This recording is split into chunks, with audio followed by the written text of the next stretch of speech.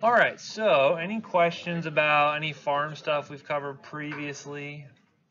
All right, we're going to continue on. We're going to finish up the section about therapeutic drug monitoring, and then talk about dosage regimen design. We'll talk a little bit about prescription writing, and then we'll get into, I'll try to, if I can, get it all finished today. We'll cover the prescription writing assignment. We'll talk a little bit about that, and then you guys don't forget you have an assignment, right? Okay. And then we'll do the review next time, hopefully, or finish up any stuff we have left over, and then do the review next time. So, okay. So we were talking about therapeutic drug monitoring. Oh, yes, ma'am. Oh, I think it's on. Is it on? Oh no, you guys gotta give me a heads up. This battery dies like super quick. Yeah, you like throw a shoe at me or something if you need to. Hello, hello. Check, check. Anyone, sibilance. All right, this will work. Anyway, can you hear me okay now? Perfect. All right.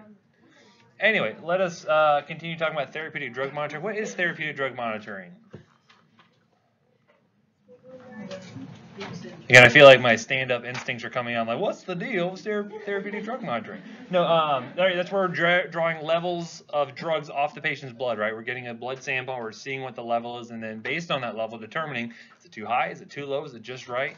What should we do with that? So again, you can dose a patient, right? And again, I mentioned that you always want to make sure you get to steady state prior to doing anything with levels, right? So how long does it take to get to steady state?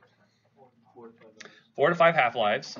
Okay, 4 to 5 half-lives, not hours. It could be hours depending on the drug. Yes, absolutely. However, it most often is not the case for most drugs. So again, depending on that. So for instance, like one that I frequently do therapeutic drug monitoring on is a drug called vancomycin. Right, vancomycin's an antibiotic we'll use, and I cannot get a level before the 3rd dose. If I do that, it'll be too early, and my levels look falsely high or low. They'll look falsely low, right? Because remember, when you're dosing, until you get to steady state, you'd imagine you'd give a dose and some of it's metabolized, and then you give it a little bit higher. Because again, you're not usually giving a dose as the levels are 0. You're usually going to find that there's kind of a stacking effect until you get to that steady state, right? So again, this is very poor handwriting, but you get the idea that again the levels should continue to go up. If I check a level, say too early, and I would check it say before my 2nd dose here, or before my 3rd dose, if it was too early for that particular drug before it was at steady state, the levels will look too low, and I'd make an adjustment based off of that. And then by the time they get to their new steady state, it'd be too high potentially. Okay, so again, when you're dosing a patient, kind of 2 scenarios. So one, they get a good adequate response. You just continue treatment as usual, right? However, in the case maybe, you may find they're either getting a subtherapeutic response, so they're not responding as well as you'd like them to, or maybe they have some sort of toxicity that's manifesting that could be related back to the levels. So in those cases, that's where you want to go ahead and try to figure out, okay, well, do I want to change my dose or do I want to change my interval? And interval is just what? How often I give the drug, right? So if I decrease the interval, that means what? Giving it more frequently, right? So if I go from Q8 hours to Q6 hours, I've decreased the interval. However, now I'm giving it 4 times a day instead of 3 times a day, right? So it sounds a little counterintuitive, but keep that in your mind. So what are some reasons we're actually going to use our drug concentrations? They are going to help us to provide additional information that we use in conjunction with other clinical data, right? So again, you can't just use a level and make a decision. You have to look at the picture, the whole patient's picture, right? Again, you never want to just treat the number. You want to treat the patient. It's always the mantra we use here. And again, if you get a level back and it doesn't actually, if you get a level and you know that whether it comes back at whatever number, that's not going to change your management of the patient, should you have gotten that level in the first place? No, right? So that's one of those things we're going to see, that you need to have a good therapeutic range to know, like, okay, well, if this level comes back, am I actually going to do anything with that? If not, that's not the answer. If you're going to do nothing with that number, then there's no point ordering it in the first place. It just costs too much, right? It costs extra money. But anyway, it's going to help us provide a basis for individualizing our drug regimen, and then we can also determine, is there any kind of pharmacokinetic changes that have occurred during treatment. So for instance, maybe I started a patient at one particular dose, and then all of a sudden they developed toxicity. Well, was it that the levels too high due to the fact that I was dosing them too aggressively, or is it due to the fact they've had some physiologic changes occurred that maybe has changed their kinetics? Maybe their renal function has gone down, maybe their liver function has diminished, their volume distribution has changed potentially, or could it be something like a drug-food interaction that is now kind of rearing its ugly head? The other thing is adherence, right? So again, we check levels sometimes just to make sure the patient's actually taking the drug. So a good example of this, when I was in rotations, I remember I was working with some people who worked at an opioid clinic, right? So they're a pain management clinic essentially, and they were checking levels for some of the opioids to see if the patients were actually taking their drugs or not. And I was like, why the heck would you want to do that? These are pain patients. Why wouldn't they take their meds? I was naive at the time, but what would you say to that? Oh, yeah, could they be selling it to somebody else, right? So again, if they are on oxycodone for pain control and they come back and they're negative for oxycodone, that probably means something else is going on, right? Maybe they're selling it in order to get their other drug of choice or whatever it happens to be. My wife, she did her second-year residency in pain management at the VA in Gainesville, and so she had to do a portion of it working in the outpatient pain management clinic, essentially. And she said there's one gentleman who would come in, he had this like little hover-around scooter, he would ride in, and he always had just the most beautiful woman on his lap. She always had just like the nicest jewelry and just always just dressed to the nines. And then all of a sudden they had to like basically take him off his oxycodone and switch him over to something else that was must have been less profitable, because then when he came back the next time, the lady was no longer with him. And it was, I'm not saying that's what was happening, but there's a temporal relationship there that should have been investigated. Anywho. So some common reasons why we might request drug concentrations, if we think the toxicity is occurring, we can check the level to see if that correlates.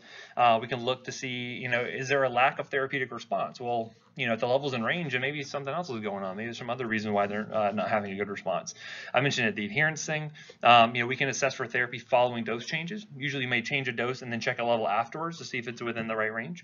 If there's a change in clinical status of the patient. So for instance, I'm dosing a drug, they're getting good response, but all of a sudden I notice that their kidney function is now taking a hit. I may want to recheck that level to see if that's had a dramatic effect on that level or not, right? Maybe I need to change the dose. And then also checking for potential drug interactions. Lots of reasons why you might check a level. So some information you need to have in order to interpret serum drug concentrations, right? So one, you want to know the time that the blood sample was taken, right? Because if I don't know the time, then I can't determine, was this a peak level? Was it a trough level? When the heck would it actually take place, right? The time the dose was given, right? So I need to know the relationship between when the last dose was given to when the actual blood sample was taken, to determine, like, okay, was it 30 minutes after the drug was taken? Was it 30 minutes before the next dose was given? Those are things you want to know. And again, documentation is super, super important, because again, who are usually doing these levels for you? Either people at the lab or like your nurses if you're like on the inpatient side. So documentation is really important. If they don't document correctly, you just get a number and you have no idea what to do with it in a lot of cases, right?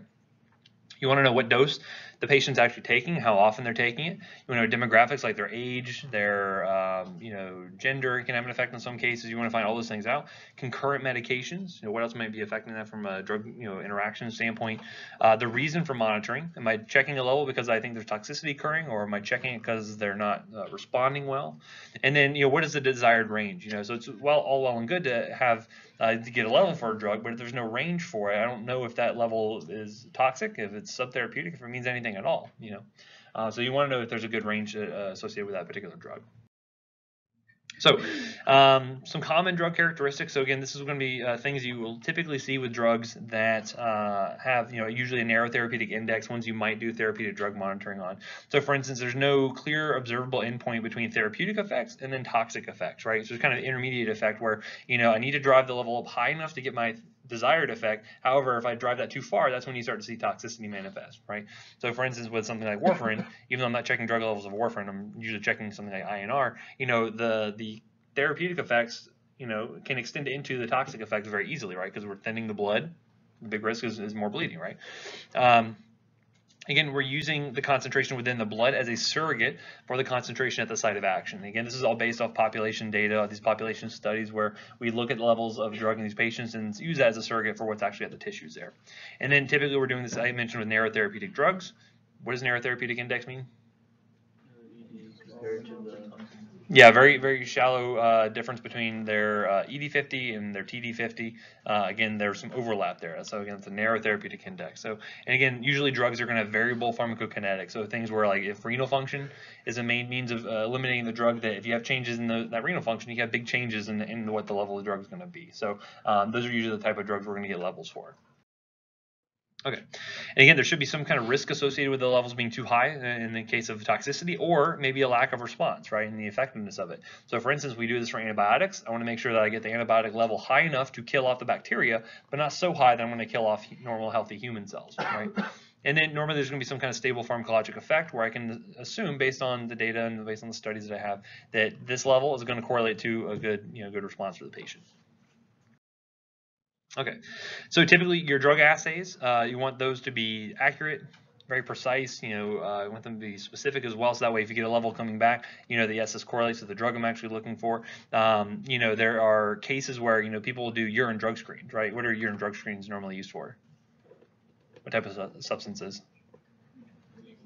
Usually like narcotics, or usually things like opioids or things like THC, which is found in marijuana, all those kind of things. Well, oftentimes you can find things that are false positives and false negatives. So for instance, if you're taking Adderall for ADHD and you take a urine drug screen, anyone know what you'd be positive for? Amphetamines, yeah. So you'd be positive for amphetamines because that's what the drug is.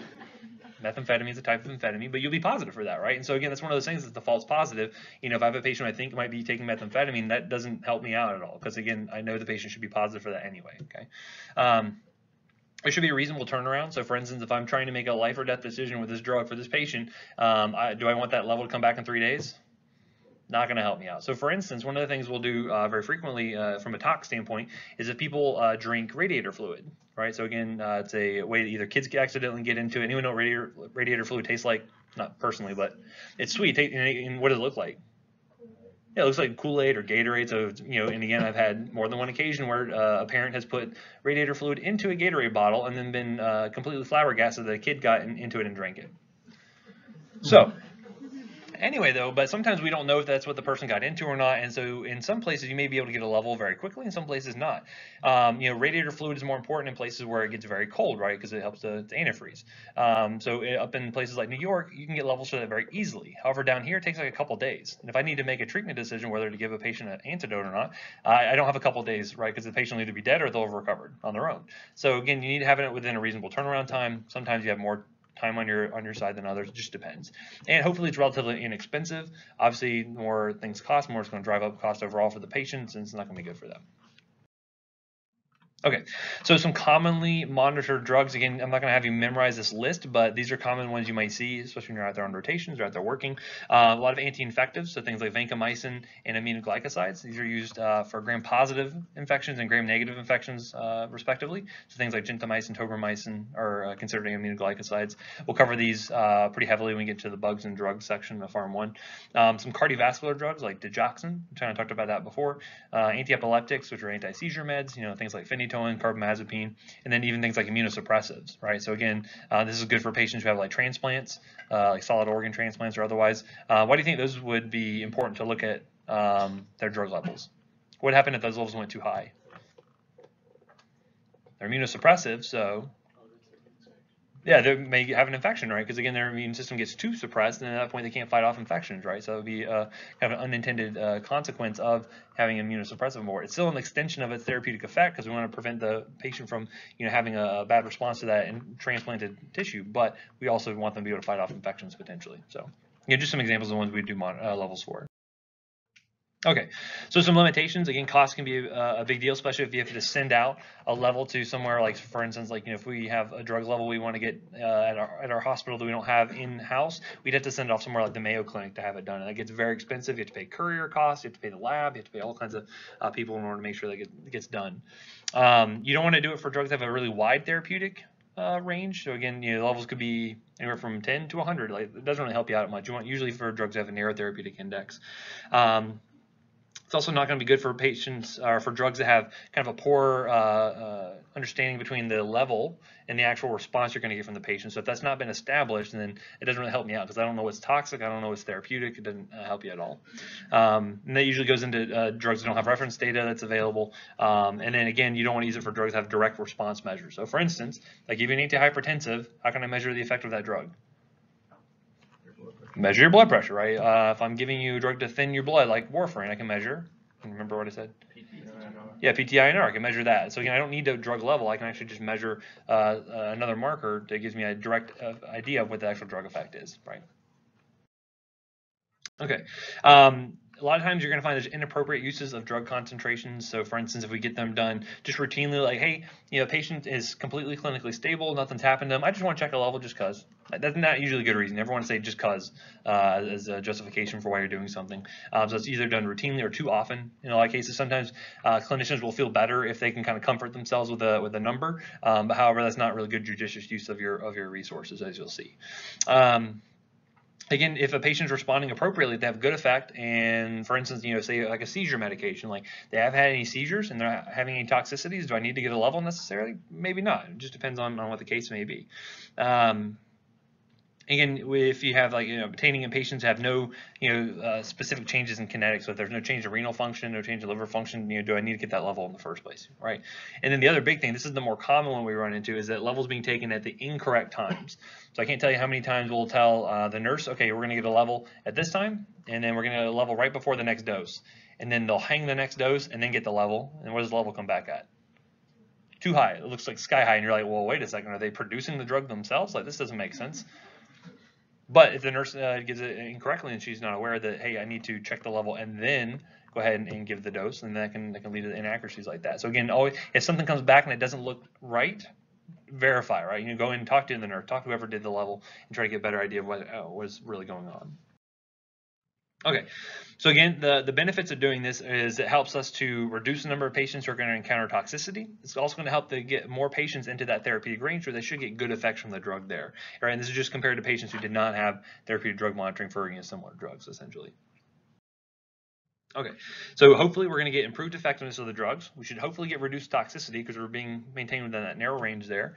And you can lead to things like decreasing length of stay. So for instance, if I can get their antibiotic concentrations in range where I kill off that bacterial infection, guess what? Maybe they can get out of the hospital faster because they've not cleared that infection. We also have more rational use of drug concentrations. We don't just get levels just cause anymore. And then it's actually found to be cost effective. So for instance, if I can prevent, say a case of acute kidney injury because I was given a dose at too high of a level, guess what? That's more cost effective because, again, does the insurance company want to pay me if I cause the patient to go into kidney failure? Not usually, right? Insurance companies are not nice like that. So again, we have to foot the bill at that point. So again, it is a more cost effective means of doing things. Okay, so again, which ones have been shown to be beneficial? I mentioned the aminoglycosides. Anyone ever heard of the drug theophylline? It's a very old drug we used to use for asthma. Nowadays we have safer medications. Usually, if in a lot of cases they're safer varieties we can use nowadays, we'll move over to those, but you may still see these used occasionally. Digoxin, lithium. I mentioned what lithium used to be contained in. 7-Up, yeah, it used to be in 7-Up. Cocaine was in Coke, and 7-Up had its own lithium, right? Procainamide, this is an antiarrhythmic. So again, antiarrhythmics typically have a very narrow therapeutic index because, again, too much of an antiarrhythmic can cause what? An arrhythmia, yeah, just like anti-seizure meds. Too much of an anti-arrhythmic or anti-epileptic can cause epilepsy, as you'll see. So what are the steps? How do we actually perform a therapeutic drug monitoring for a patient? So one, figure out, are we just doing routine monitoring or is it a specific indication? You want to know the purpose for getting the level in the first place, right? So is it due to lack of response? Is it due to a side effect? What could it be, right?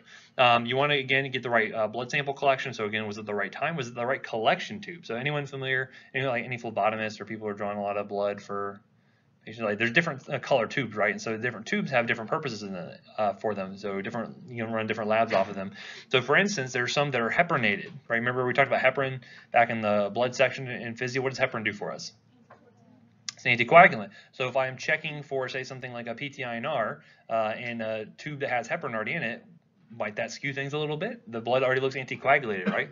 So in those cases, you can find there may be some issues where drug levels or and lab values can be thrown off based on the tube you use if you use the wrong one.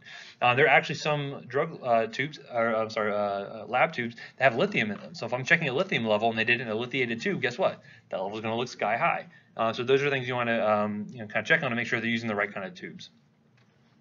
And then looking at the laboratory measurements, again, always be friendly with your lab, wherever you end up working at. Like talk to them, make sure you get an idea for, okay, well, what are these tests good for? What are they not good for? You'll get a better sense for, how to work with these lab values when they come back. And then make sure the communication results is appropriate. So for instance, what type of units are you dealing with? I'll give you a very good example I dealt with at the Poison Center where, say we have an aspirin overdose patient. Normally drug levels, most often are going to be expressed in micrograms per ml. Or milligrams per liter, right? So again, the same thing there as far as conversions go. Some drugs are expressed in milligrams per deciliter, okay? So because of that, there are some conversions that have to happen there. So for instance, when I'm dealing with an aspirin patient, usually aspirin is expressed in milligrams per deciliter. And so normally, like a therapeutic level may be 30, right? I start to get concerned, patients start getting up in the 50s, the 60s. If they're at 100, they're at a life-threatening level of aspirin, right? So anyway, so I'm talking to this hospital that was, I think, somewhere in the Panhandle, has aspirin overdose patient. They didn't sound too sick. They definitely had the hyperventilation. They were definitely had some aspirin on board, but they weren't really like circling the drain at this point. and the nurse gets on the phone and says, okay, the level is 400. I go, oh crap, like that patient should be dead right now. The level 400 should be a lethal dose, right? But they're not, patients just sitting there, just kind of breathing a little fast, but that's pretty much it, And I said, okay, hold on a second. What were the units on that? I said, oh, it's micrograms per ml. Gotcha. So when I convert that over to milligrams per deciliter, it turned out to be 40. Not such a scary level, right? It was definitely super therapeutic, but not patient's dead sort of level there, right? So again, make sure your units are correctly communicated. I'll probably hit you up on that if you have to write notes for me. Any of my advisees, I'll probably hit you up on units. If you don't put units, it's like, well, what is it? Is it 50 micrograms per ml? Is it milligrams per deciliter? You want to be specific. Okay. Again, next we're looking at the therapeutic management. So again, looking at the total clinical picture, is the patient improving? Are they getting worse? Is their organ function changing? Look at all those things. And then again, look at the optimization of the drug treatment. Either modify the dose, give more or less, or we can change the interval. Give it less often, more often, or sometimes we'll actually change both depending on the case. And then you rinse and repeat. You'll allow that drug to get to steady state again, and then you recheck a level and see where they're at, essentially. Okay, make sense? So, and then looking at things like pharmacogenetics, now this can be playing a big role here. Usually therapeutic drug monitoring is more reactive. I have to get a level and then determine what to do with that level. It'd be nice if I had a better idea of like, well, what dose should I give this patient to make sure that the level is going to come back appropriate? And that's where pharmacogenetics can kind of be helpful there. So based on patients like either ethnicity or based on certain genetic changes I can assay for, I can know, okay, they're going to be requiring a lower dose because they can't metabolize it as well, or they need a higher dose because they've metabolized it too well, as the case may be. So that's one thing you may see down the road where you can actually test for certain polymorphisms to see, okay, well, what dose should I give them based on this polymorphism? Again, basically trying to select out like who may be a poor responder, who may be a good responder, and try to figure out, okay, well, what dose should I give based on their pharmacogenetic differences? I mentioned, for instance, the kids who had either too much or too little CYP2D6 and how that caused changes in the ability for them to convert codeine to morphine. Those had a lot of the ability to do that, potentially had more respiratory depressant effects after surgery and died, right? So again, that's one case where maybe knowing the genetic pharmacogenetics beforehand, you can maybe predict it and maybe give a smaller dose. Okay, and again, instead of trying to go from, say, drug A to drug B to C to D, back to C, you can just say, okay, well, I know based off this diagnostic feature, they need to be on drug A, or they should be on drug B. And so again, it gives us a little bit more kind of directed means of choosing the right drug, the right dose for the patient without trying to waste a lot of time and money and potential toxicity. So let's look at an example. Here's a case of digoxin. I've seen many cases very similar to this. This is just sort of a illustrative point of how you can use drug levels to try to determine what's going on with the patient. So let's say we have a patient who's been on the same digoxin dose for 15 days. So they got started on it about 2 weeks ago, and they're seen in the clinic, and they're found to be doing pretty well clinically. Let's say they have AFib and they were started on it, and everything's going well. We do a digoxin plasma concentration, and it's reported out as 3.4 nanograms per ml. So again, notice this one's in nanograms per ml. It's not even mics per ml or milligrams per deciliter, nanograms. So very small amounts here. And the therapeutic range, which we need to know, is 0.5 to 2 nanograms per ml. Okay, so first off, what do you kind of assess by that little vignette? Level is too high. Okay, so you're like, well, level is too high, but the patient is doing okay. Okay, so now we need to make an interpretation. Okay, well, is this right? Was it drawn correctly? What's going on here, right? So what do you think are some possible explanations for why the level might be too high? Yes, maybe they took a dose too early before the level was drawn. Could be it. So maybe things took it that morning. Could be, yeah, so maybe too close. Again, same thing. What could the patient be doing incorrectly that would lead the level to be too high? Taking it too often, or maybe doubling up on her dose or something. Maybe she forgot a dose yesterday and now she's trying to double up today, and now we drew the level. Now it looks too high, right? So lots of different reasons you could be looking at why the level could be. So the questions you want to ask the patient: when was the dose taken? Talk to whoever drew the lab and see when was the blood actually drawn. Make sure that the documentation is actually correct with that, and then figure out what the dosing regimen is. Ask the patient to tell you how she understands to take it. Okay, well, I take one in the morning and one at night. Okay, well, actually, you're supposed to take 2 tabs just in the morning, right? So make sure the patient can tell you what they're really supposed to be doing, and ask if there have been any changes recently, right? Because again, are you dealing with patients where you're their only provider? Potentially, but more often than not, people have a lot of subspecialists they'll be dealing with. They'll be dealing with more than one provider. So you need to find out if there have been any changes that someone else has made potentially affecting their regimen here, right? And of course, asking about side effects. So for instance, with digoxin, some things I would ask that is specific to that would be things like, hey, do you notice any halos around, any lights or anything? Do you notice any like yellowing of your vision? Anything weird out of the ordinary? Nausea, vomiting? more so than you would normally see. Those can clue me into maybe, yes, she is experiencing toxicity, because a lot of times patients may not know what's a side effect and what's just kind of natural for them, essentially, right? I'll never forget, there's one time when I was in my first year of pharmacy school, and again, in pharmacy school in the first year, you don't learn anything about drugs, at least when I was doing it.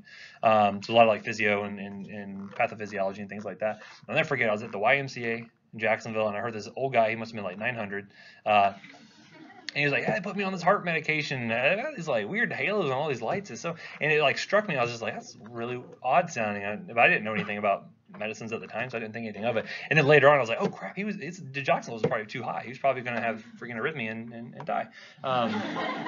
He was working out, and then his heart rate's going up, and I don't know if he survived or not, but haunt me to my end days. No, I'm just kidding. But those are things you want to ask about. Again, specific to the actual drug itself. So for instance, when, say for instance, I was giving you an antihypertensive and I'm worried about the drug level being too high and they're getting hypotensive, what are some side effects you might see with that? So hypotensive, dizziness, yeah. So if you had a syncopal episode, if you passed out, do you get dizzy when you go from sitting to standing? Those are specific things you can ask about to see, okay, well, are they having any problems with the drug itself, right? Because the patient may not know. So remember that when you're looking at steady state concentrations, it's going to be a factor of the bioavailability of the drug times the dose divided by the clearance times the dosing interval. So this means that, what are these things can I actually change as a provider? I can change the dose and I can change the dosing interval, right? So can I do anything about the bioavailability? Probably not. And about the clearance? Definitely can't really change that, right? So question is, could the patient be absorbing more than average? That's probably not the case. More often than not, you're going to find decreased bioavailability due to things like interacting, or maybe like, maybe milk will bind up a drug or something like that. So typically you don't see increased bioavailability being an issue. However, looking at the dose, is the patient taking more than prescribed? Do they misunderstand the recommendations and are taking twice as much as they normally should? These are things you may be able to, easy things to find out that could be leading to the answer to your problem, essentially. As far as the clearance, so this is the other big thing to check on. Okay, did the patient's renal function recently change, or their hepatic function, or some way to get rid of the drug? You'll find out as you learn about digoxin that it is entirely renally eliminated. So if I have someone who has, especially an older patient who has an acute change in renal function, guess what? That could be the problem there. And how would I determine the renal function? Yeah, to do things like creatinine clearance, to get a serum creatinine level, and to determine that's changed recently, right? So again, oftentimes when patients, or if I'm getting like a report out on a patient, they say, hey, the renal function's X, Y, and Z. I'll say, well, what was their baseline? That's the other thing we always find out. It's like, okay, where do they normally have? Right here, like an EKG, and they tell me, it's like, well, okay, they have a bundle branch block, but what's their baseline? Is that normal for them, or is that a new kind of thing, a new finding? That's always things you want to ask. And of course, the dosing interval, are they taking it more frequently, less frequently? These are all questions you can ask as well.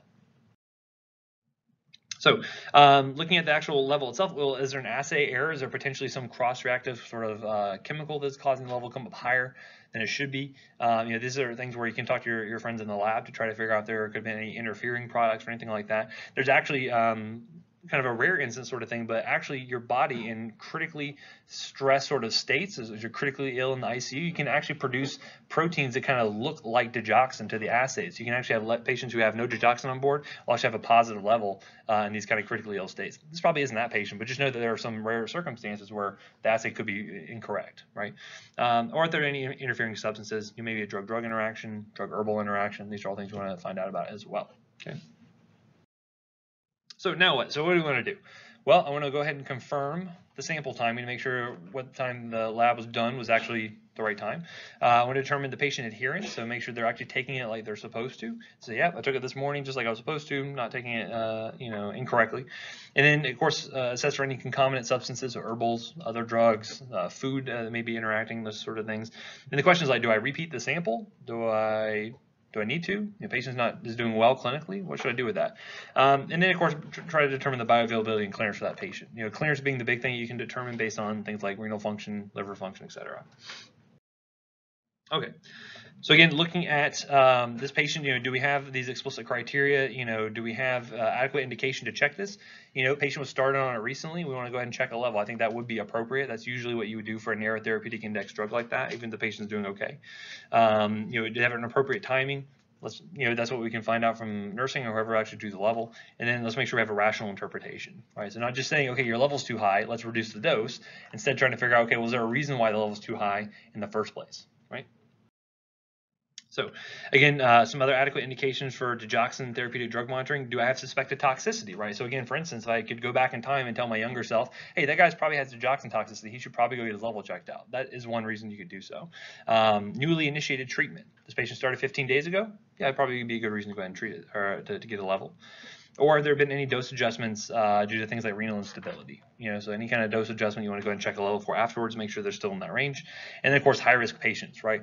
So if they have, say, poor organ function, or they are really prone to arrhythmias or anything like that, those are patients you want to check as well, right? Okay, and then looking at if I had a potential drug interaction I want to check a level for, I could do that. So for instance, if I'm worried about say a CYP drug interaction where I have an inhibitor on board, I want to see if this level is going to get too high, I could do it for that. Suspected overdose, which I do most frequently. Looking at pharmacokinetic changes, and then decision for future therapy. So for instance, if I were to get a level on a patient who's not having any clinical effect and it's within range, I may decide not just to use that drug anymore. I might say, well, you're in the range, but you're not getting the effect I'm looking for. Let's go ahead and switch over to something else entirely. Okay, so when interpreting the drug concentration, some things to be aware of. Is the drug at steady state? If I check it too early, it's probably going to be too low, and that's going to lead me to try to increase the dose, which would be inappropriate. Okay, look at the sample timing to see when it happened in conjunction with actual drug dose given. Check for adherence. Look at the timing of the dose and sample collections, I kind of mentioned there. Look at the blood sampling site. Why do you think that can be important? That could be one thing, yeah. So that could be affecting, certainly your values, and maybe the patient comes back too acidotic, and you're like, well, that seems odd, but maybe it was a VBG instead of an ABG, certainly. But drug levels specifically, I will tell you that I've had cases where patients, nurses will get a level of a drug, and it will come back, and it looks like they're drawing it basically out of the vial. It was so concentrated. I'm like, what the heck's going on? Turns out they're drawing from the same line that the drug was actually infusing through at the time.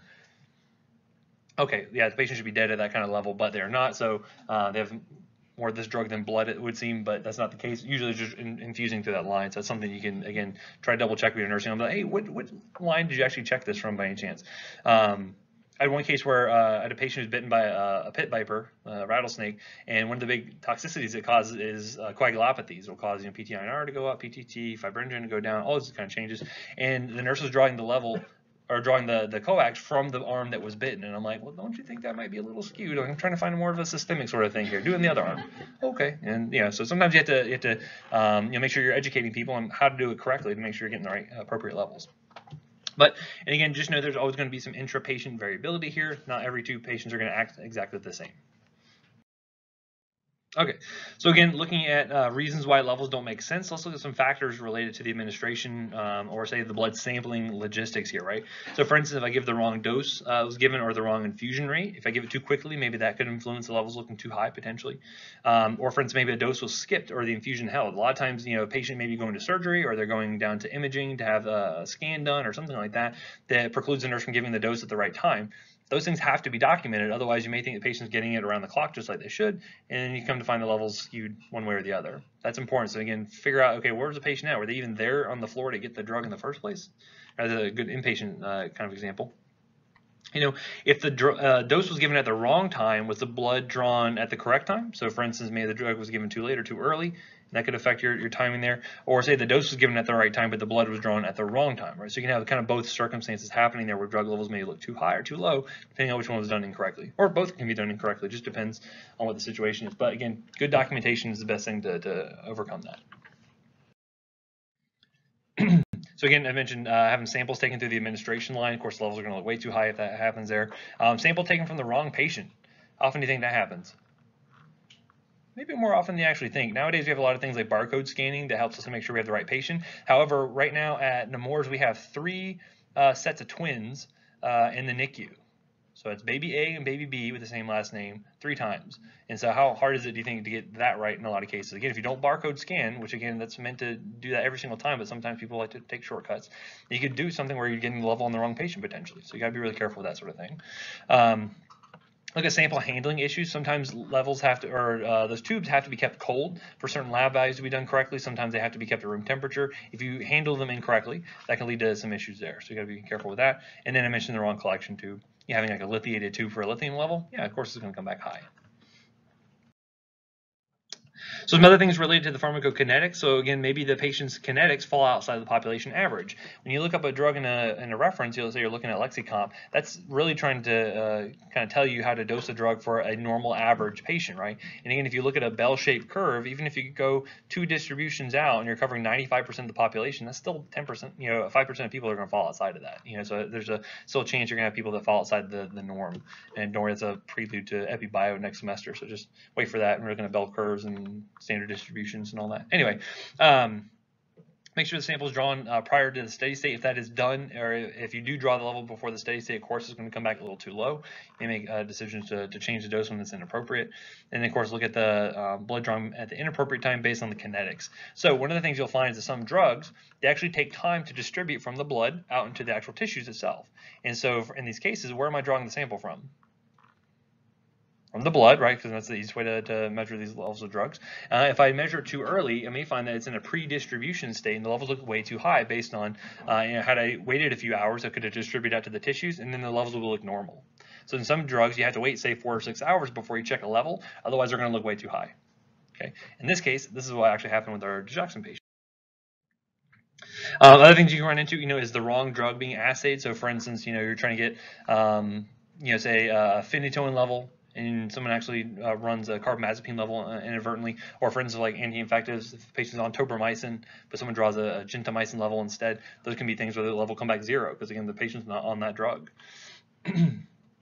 Mentioned interference with endogenous substances. So for instance, that case where you have critically ill patients producing proteins that look like digoxin can trip your assay and look incorrect. Samples that are improperly stored or maybe have prolonged storage, maybe that can degrade the sample. And there just could be technical errors when the machine was running incorrectly or the machine's broken or something, and that could lead to some problems. So in this case, digoxin actually has a 6 to 8 hour distribution phase. So if you draw levels too early, and again, you have to be well versed with digoxin to know that sort of thing, then you find levels to be too high. There'd be too much in the blood as it takes time for it to distribute out into the tissues there. So again, in this case, the patient took that dose 2 hours prior to sampling, and the level looked too high. It's like 3 point something, right? However, if they repeated it at 6 hours, then it came down to 1.1 nanograms per ml, and that's within range. So this is a case where just by waiting enough time, rechecking a level, it comes back normal range, I don't have to do anything, right? So again, most often, if you have a level that doesn't look right, and the patient's doing okay, don't do anything. Just recheck it and see where it's at a little bit later, and that could be all you need to do, right? Yes, sir. So if it was still elevated afterwards, but they still weren't having any symptoms, would you then change it because it could cause further? Yeah. So for a drug like that, so say for instance we waited the appropriate time for the distribution phase to occur, the level's still too high. It depends on lots of things. So for instance, maybe that level is just right for that patient, or depending on how high risk they are, if they're really at risk for developing arrhythmias. In the case of digoxin, I'm also looking at things like what's their kidney function looking like. Are they known to have kidney issues, or are they have good kidneys? What are their electrolytes looking like? For something like that, I'd be a little bit more prone to be like, well, let's try decreasing maybe 10%, and coming back and seeing what the levels look like. Let's see what their symptoms look like and go from there. So it just depends on how potentially dangerous the drug can be. And digoxin is one of those ones where I'd have a low threshold to modify that dose, to some degree. Anywho, so again, therapeutic drug monitoring, make sure to use it appropriately. There will be a select set of drugs that you will work with on a day-to-day basis. So for instance, if you work with neurology, you'll get used to handling levels for anti-epileptics. If you work for cardiology, you'll get used to doing levels for things like digoxin and procainamide and whatnot. So it just depends on your location. You may never deal with drug levels, like for instance, like derm. I don't know of any instances where you may use that all that too commonly, but it just depends on where you go to work. You'll get familiar with them and kind of used to how to do those levels and how to interpret them appropriately. But again, don't just get a level just because. Always have a good reason for it and make sure you interpret that level along with the patient's actual situation. Okay? All right.